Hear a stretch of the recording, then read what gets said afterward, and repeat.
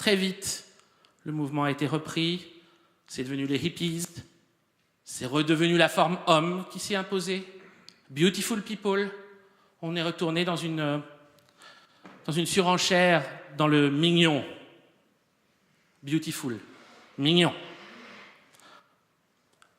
On a perdu cet élément-là, qui était l'élément central et auquel on devait s'attacher. Mais encore une fois, cet élément-là, il ne peut pas disparaître sans réapparaître ailleurs d'une façon, à ce moment-là, extrêmement menaçante.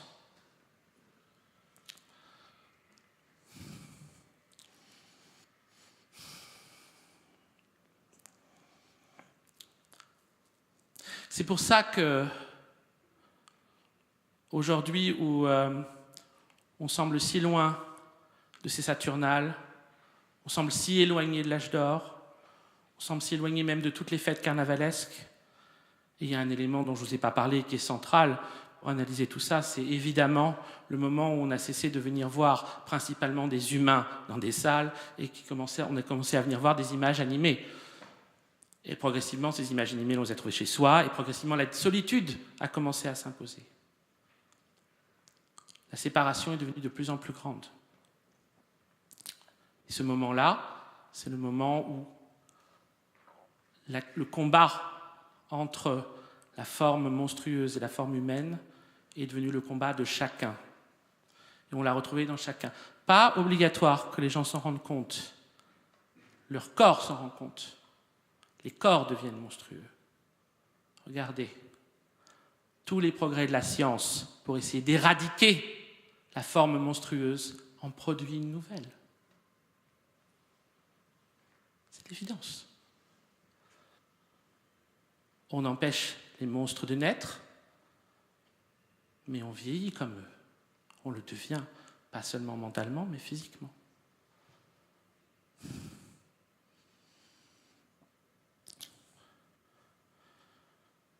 Donc, à mesure que l'élément carnavalesque disparaît, s'impose un autre élément, qui est l'élément apocalyptique.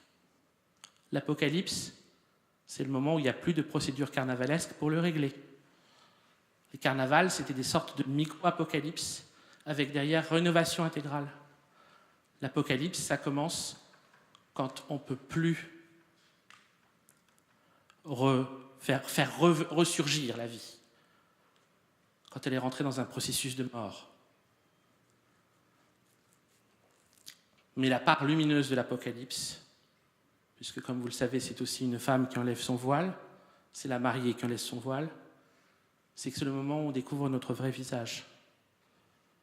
C'est le moment du combat intérieur. On voit ce qu'on a en nous. Et il y a une série qui parle de ça.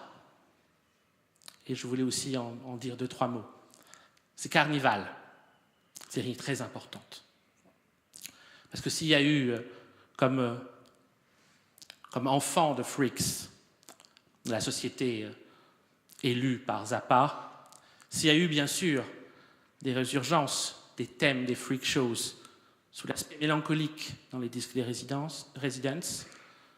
s'il y a eu bien sûr le roman de Theodore Sturgeon, Cristal qui songe, où on analyse la forme freak comme le retour, en fait. Dedans, c'est un enfant qui rejoint un groupe de monstres.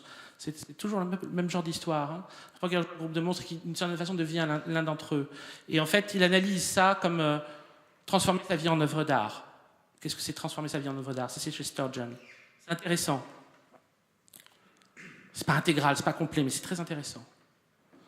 Et il dit, c'est comme l'apparition de la dissonance qui nous rappelle que notre système tonal est un système extrêmement récent et moderne, que c'est un système artificiel, créé from scratch, hein, imposé, pour faire disparaître toute la microtonalité. Pareil, lorsque cet enfant se retrouve dans ce cirque, il se rend compte que la forme freak, c'est la forme originelle, et que la forme humaine à laquelle il a essayé de se cadrer, c'est une forme finalement extrêmement récente, extrêmement moderne.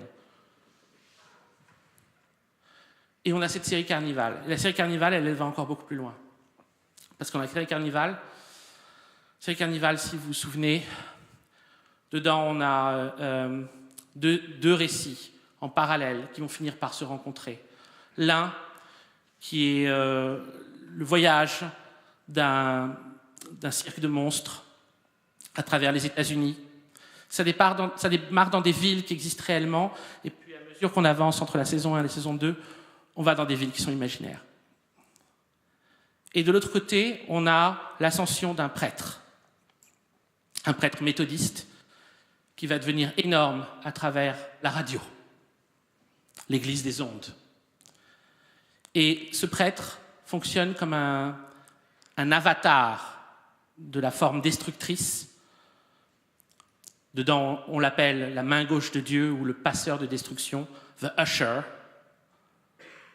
Et de l'autre côté, le cirque protège dans la caravane du management, derrière des rideaux rouges qui rappellent les rideaux de théâtre autant que les rideaux de Twin Peaks, la forme simplement des rideaux, la forme de l'illusion.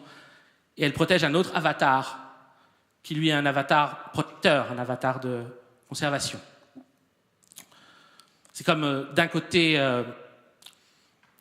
Shiva et de l'autre Vishnu. Et cet avatar-là est protégé par le cirque errant, c'est-à-dire qu'il est protégé par la perpétuation de l'illusion. La vérité est protégée par l'illusion, elle est détruite par la transparence.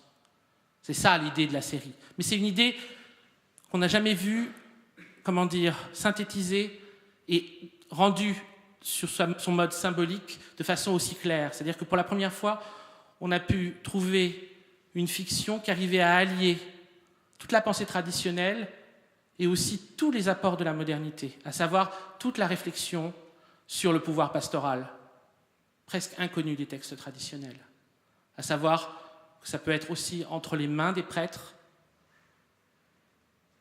que le mal peut se transmettre. C'est parce que, évidemment, les textes traditionnels ont été écrits à une époque où les brahmanes n'étaient pas encore complètement corrompus. Mais bon, bref. Cette série raconte ça. Et elle se place précisément au moment du Dust Bowl, dans l'Amérique de la Grande Dépression. Et elle s'annonce comme une apocalypse.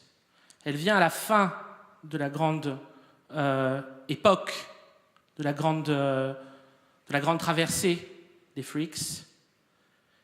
Et elle vient au moment, on va dire, de la prise du pouvoir par la radio, donc chez les gens, chez eux. Et à mon avis, ça c'est très important. C'est ce moment-là où on invente cette nouvelle forme de solitude, ce rapport nouveau à la solitude. On arrive à ce truc-là. Dans la série a été arrêtée en cours de route. Il y a eu 2 saisons sur 6. On ne saura jamais exactement comment elle devait se dérouler ensuite. On ne verra jamais son apocalypse. Mais on peut comprendre que cet apocalypse démarre parce que le monde de l'illusion disparaît, parce que le monde de la magie disparaît. Ce n'est pas du tout ça, le monde des médias et le monde qui vient chez vous. Ce n'est pas du tout le monde de l'illusion. Mais par contre, il a une qualité positive, c'est qu'il intériorise toutes ces puissances-là. C'est qu'il fait de vous-même, de votre corps, le lieu du combat et le lieu de cet apocalypse. De ce qu'on arrivera à en faire, je ne sais pas. Mais c'est tout de même assez important d'arriver à concevoir aujourd'hui sa propre personne comme le lieu d'un combat entre les puissances de l'homme et les puissances du freak. Les puissances du freak peuvent gagner. Mais pour ça, il faut qu'on arrive à recréer cette forme d'amitié qu'ont les freaks entre eux. C'est-à-dire qu'on arrive à sortir du système de la concurrence. Parce que c'est ça, la forme homme. La forme homme, c'est une forme de concurrence. Dans la forme freak, il n'y a que des singularités. Personne ne peut jalouser la place des sœurs. Personne ne peut dire « je suis plus Schlitzy que Schlitzy ». Si on arrive à ça, on peut peut-être s'en tirer. On peut en tout cas peut-être, pendant le temps qui nous sépare de la fin du cycle de manifestation, du début du suivant, être chez soi dans l'errance, enfin. Merci.